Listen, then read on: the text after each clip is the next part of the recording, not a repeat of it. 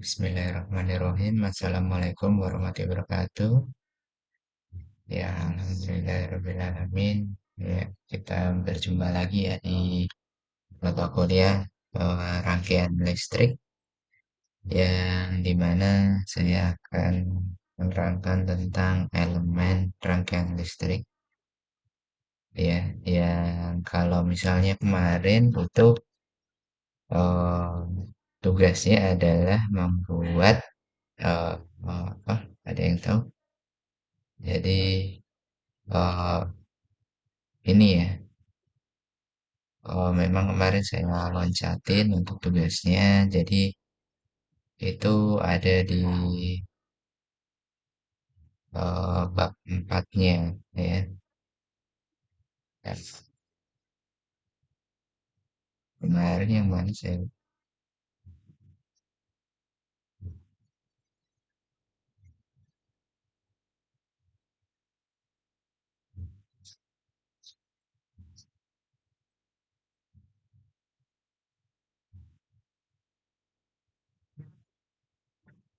Oke, ini ya kemarin ya. Metode-metode dalam analisis rangkaian. Kemarin silahkan bikin blog tentang materi dari metode-metode apa saja yang dipakai untuk menganalisis rangkaian ya. Sudah ada bikin ya semuanya ya. Oke, sekarang saya akan jelaskan kembali. Sebenarnya pada bab awal kemarin juga sebenarnya sini sudah saya bahas yang tentang komponen-komponennya ya. Tapi saya bahas kembali dengan beberapa perhitungan yang berbeda ya. Oke, yang pertama kita langsung aja ya ke babnya.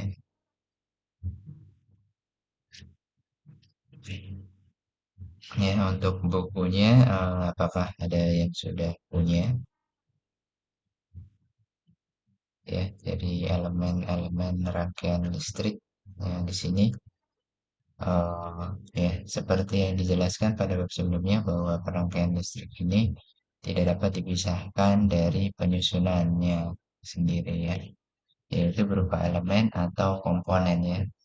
Pada bab ini akan dibahas elemen apa saja atau komponen komponen listrik apa saja yang termasuk dalam komponen aktif dan komponen pasif ya. Nah, di sini kita mulai dulu dari elemen aktif. Kalau misal di apa matematika teknik digital ya, di teknik digital itu kita juga sudah membahas ya, dan di sana dimulai dulu dari elemen atau rangkaian yang pasif dulu. Dan kita banyak di situ menghitung dan merangkai secara ini ya virtual yang pasif. Nah, kemudian yang di sini eh, akan sedikit beda untuk perhitungannya ya. Jadi elemen aktif itu adalah elemen yang menghasilkan energi pada mata kuliah rangkaian listrik. Yang akan dibahas pada elemen aktif adalah sumber tegangan, sumber arus, ya, dan pada pembahasan selanjutnya kita akan membicarakan semua yang berkaitan dengan elemen atau komponen ideal. Yang dimaksud dengan kondisi ideal di sini adalah bahwa sesuatu yang berdasarkan dari sifat karakteristik dari elemen atau komponen tersebut uh, dan tidak terpengaruh oleh lingkungan luar. Jadi untuk elemen listrik seperti sumber tegangan, sumber arus, komponen ada L, R, dan C. Pada mata kuliah ini akan diabsensikan semuanya dalam kondisi yang ideal ya. Oke, kita mulai dulu dari sumber tegangan di mana voltage storage ya, voltage source di sini eh, sumber tegangan yang ideal adalah suatu sumber yang menghasilkan tegangan yang tetap ya. Jadi tidak tergantung pada arus yang mengalir pada sumber tersebut. meskipun tegangan tersebut merupakan fungsi dari T. Ya. Sifat lainnya itu mempunyai nilai resistansi dalam R diferensial, ya, RD kecil ya di situ nol disebar tegangan idealnya. Jadi dimulai dari nol ya. Nah, kemudian sumber tegangan di sini ada yang namanya eh, sumber tegangan bebas dan tegangan tidak bebas. Kalau yang bebas itu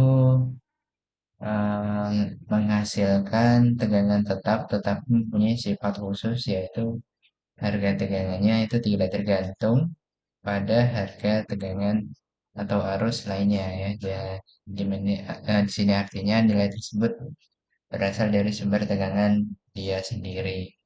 Nah, simbolnya kemarin sudah kita bahas di teknik digital ya. Ini adalah simbolnya.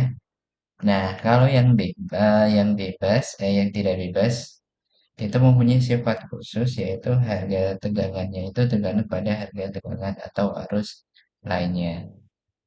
Nah, simbolnya adalah seperti ini. Dan kemudian ada juga yang sumber arus yang di sini sumber arus ideal dan eh, ada dua jenis yaitu sumber arus bebas dan sumber arus tidak bebas. Sama dengan yang tegangan tadinya. Nah, kalau arus bedanya dengan tegangan, ada yang tahu?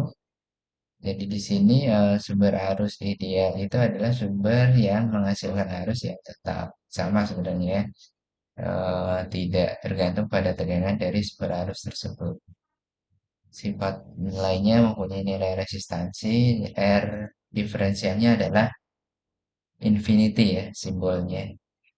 Jadi tidak eh, apa ya istilahnya infinity itu adalah nilainya eh, sangat luas ya, jadi tidak bisa dijabarkan. Sumber arus bebas di sini mempunyai sifat khusus yaitu harga arusnya tidak tergantung pada harga tegangan atau arus lainnya. Simbolnya adalah seperti ini, panah ke atas dan yang ada lingkarannya di sini. Kalau yang tidak bebas itu mempunyai sifat khusus yaitu harga arus tergantung pada harga tegangan arus yang lainnya. Di sini pakainya adalah jajar kerja, ya persegi ya, yang dibikin jajar genjang. Nah, di sini ada elemen pasif. Nah, elemen pasif juga kemarin sudah kita ini jabarkan juga. Jadi di sini yang pertama ada resistor, juga sering disebut dengan tahanan, hambatan penghantar atau resistansi, di mana resistor mempunyai fungsi sebagai hambatan arus, pembagi arus, dan bagi nilai tegangan. Nilai resistor ini tergantung dari hambatan jenis. Bahan resistor sendiri tergantung dari bahan pokoknya, panjang dari resistor itu sendiri, dan luasnya penampang dari resistor itu sendiri. Ya. Jadi di sini resistor itu rumusnya adalah ya hambatan jenisnya dikali panjang dari resistor itu dan dibagi dengan luas penampang. Ya, sebenarnya hampir sama dengan rumus gaya ya. Dibagi dengan luas penampang. Dan di sini satuannya adalah ohm.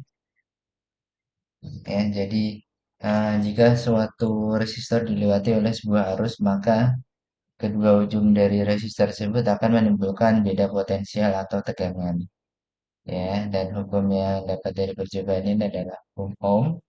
Nah, beda potensial itu adalah nanti yang dipakai untuk rangkaian aktifnya ya, untuk tegangannya. Nah, mengenai pembahasan dari hukum akan dibahas pada bab yang selanjutnya nanti di bab 3 ya.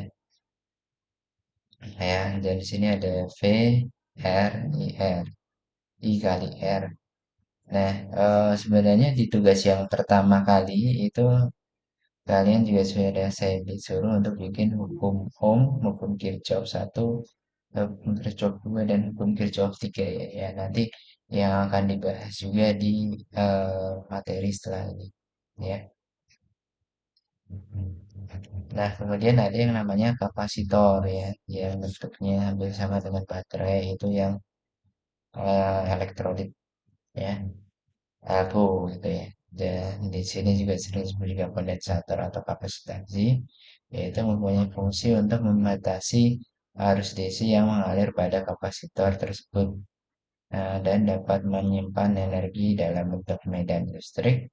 Nilai satu kapasitor ini tergantung dari nilai permisivitas bahan pembuat kapasitor, luas penambang dari kapasitor tersebut, dan jarak antar dua kopling penyusun dari kapasitor tersebut.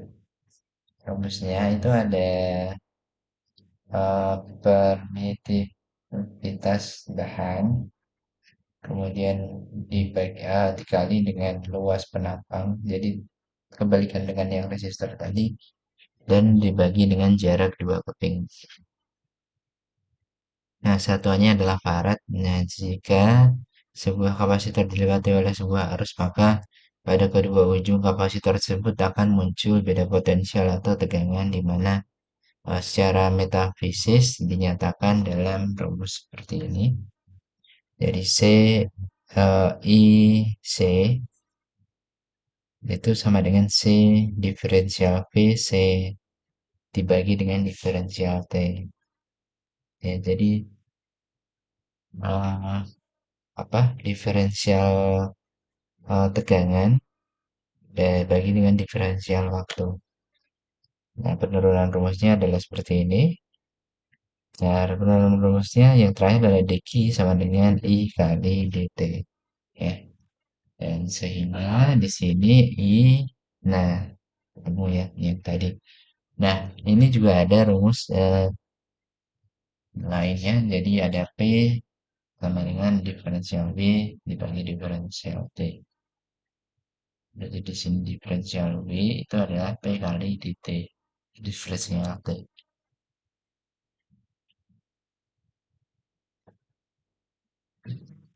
Nah, di sini ada rumusnya pakai rumus ini juga bisa. Ya, di sini kapasitor dalam bentuk medan listrik jika kapasitor dipasang tegangan konstan atau DC maka harus sama dengan nol sehingga kapasitor ini bertindak sebagai rangkaian terbuka atau open circuit untuk tegangan DC. Induktor, induktansi atau lilitan atau pumparan ya. Yang berikutnya.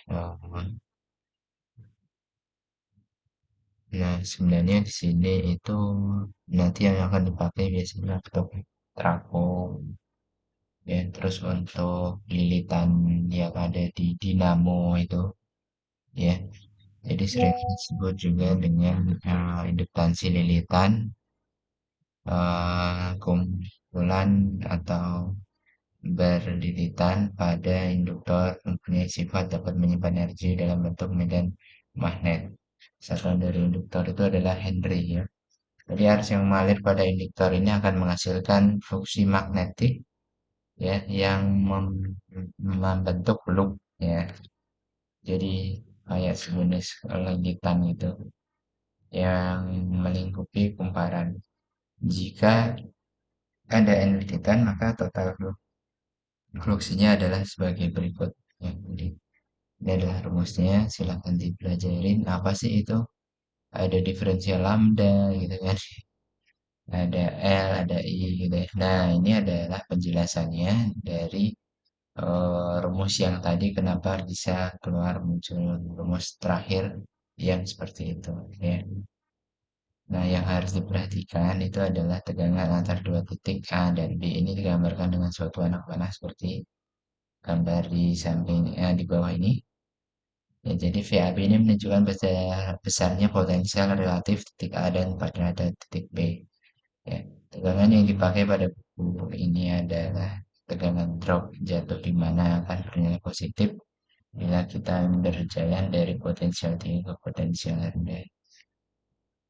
Selain arus yang melewati komponen pasif, maka terminal dari komponen tersebut pertama kali di hari ini arus yang akan menjadi potensial lebih tinggi dibandingkan dengan potensial terminal lainnya. Bedakan antara sumber tegangan dan pengukur tegangan voltmeter. Ya, voltmeter ini dipasang paralel pada komponen yang diukur supaya tidak akan tidak ada arus yang mengalir melalui atau di voltmeternya. Ya, bedakan antara sumber arus, pengukur arus, dan ampermeternya. Ya, dan rangkaian hubung singkat atau konsleting ya, ini short circuitnya. Dan ada rangkaian juga yang terbuka di sini dan oke, untuk yang materi selanjutnya adalah hukum-hukum rangkaian ya, yang nanti akan kita bahas di materi yang selanjutnya. Oke, nanti untuk materi yang ini silahkan kalian bikin blognya lagi ya. Silakan dirangkum dalam bentuk blog ya tugas yang ini ya, dan waktunya adalah 1 minggu ya, gampang ya. Jadi tidak atau belum saya kasih tugas untuk hitung-hitungan perhitungan lagi, nanti minggu depan lagi aja ya untuk hitung-hitungannya, tugas hitung-hitungannya ya. Oke, mungkin sekian dulu dari saya. Eh, Kurang lebihnya mohon maaf. Assalamualaikum warahmatullahi wabarakatuh.